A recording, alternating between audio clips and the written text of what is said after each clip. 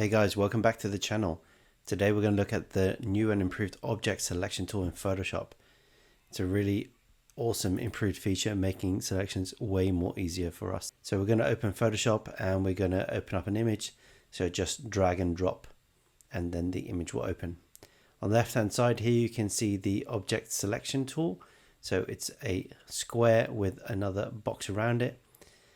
And what we're going to do once that's selected, we're going to make sure that rectangle is selected.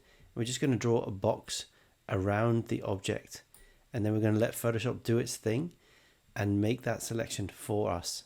So once Photoshop is done, you can see the dotted lines around it, and also when I hover with my cursor it turns blue. So we can either do Control Copy, or we can go to Edit, Copy, and then we're going to open up a new layer by clicking on this plus, and that's where we're going to paste our image in. So we're going to paste it in there. Then what I'm going to do is make sure that the background layer that we used is going to be, visibility is going to be turned off, and you can see we have that object.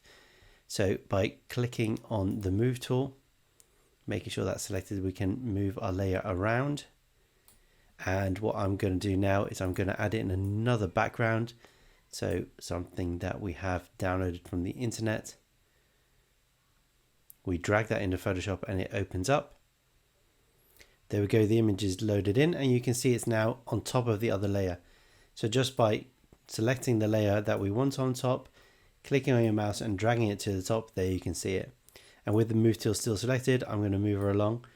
And there we go guys, awesome selection made by Photoshop, the object selection tool.